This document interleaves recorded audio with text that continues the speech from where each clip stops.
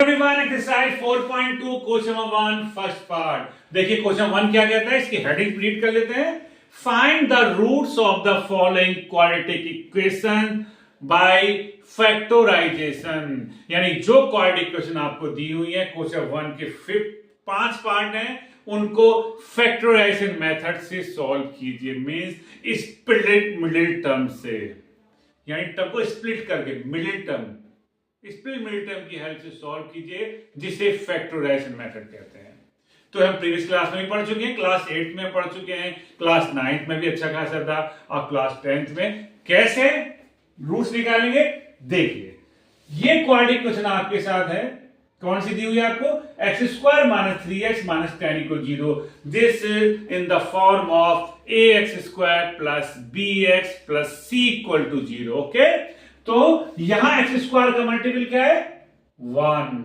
ये x² होता है ना, x² का मल्टीपल क्या है, 1, और यहां c क्या है, -10। तो इसमें क्या करना होता है, हम पहले x² के मल्टीपल और लास्ट में जो c जिसे कहते हैं उसकी मल्टीप्लाई कर लेते हैं।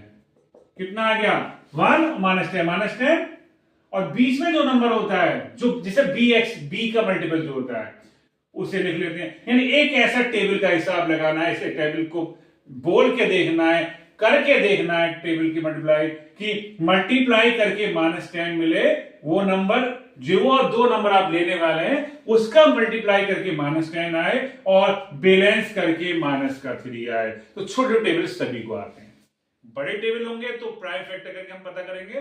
फिलहाल 5 2 10 या 2 5 10, 5 - 2 3 और 2 - 5 -3। तो हमें -3 लेना है यहां पर, तो हम क्या लेंगे, -2x + 5x।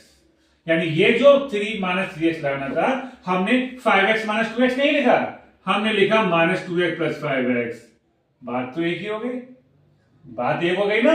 तो इसका मतलब बैलेंस करके क्या है, +3x। हमें चाहिए था -3x, तो ये मिस्टेक ना हो जाए भाई। 5 - 2 कह दो, -2 + 5 कह दो, बात तो एक ही है, रहा तो +5 फिर भी बड़ा। हमें -3 लाना है, यानी माइनस का नंबर ग्रेटर करना होगा, तो आपको क्या करना होगा, +2x - 5। ध्यान रखिएगा, वो बात अलग है, आप -2x आप ऐसे कर दें -5x + 2x, नो प्रॉब्लम, वो आप देख लीजिए। हमें -3 चाहिए, तो ये बैलेंस करते समय, हिसाब लगाते समय आपको ध्यान रखना है कि बीच वाला नंबर विद साइन सेम आना चाहिए। +2 -5 -3, और मल्टीप्लाई करके +2 की जब -5 में करेंगे तो -10 आ रहा है। इसका मतलब हमारा कैलकुलेटर बिल्कुल सही बैठ रही है। पहले तो इस पर थोड़ा सा ध्यान दीजिएगा, क्योंकि ये स्टेप सही होगा तभी आगे कर पाएंगे। फिर क्या था, क्लास 8 में करा था हमने, क्लास 9 में, अब 10 में फिर से करने जा रहे हैं। सिर्फ रिपीट कर रहा हूं, कुछ नहीं नया बता रहा, सब कुछ पहले वाला। इसको जैसे आता हो वैसे कीजिएगा।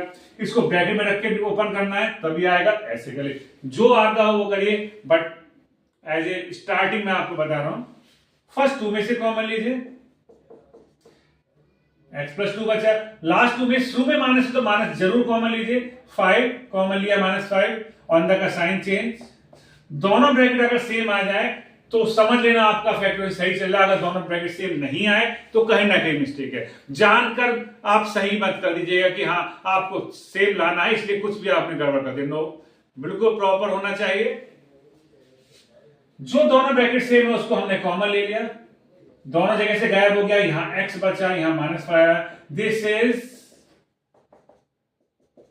Factorisation of x² - 3x - tan = 0। अब हमको रूट्स फाइंड करना है, तो रूट्स के लिए क्या करेंगे, एक बार इसको 0 के इक्वल रखेंगे और एक बार x - 5 को 0 के इक्वल, दोनों ब्रैकेट को हम 0 के इक्वल रखेंगे।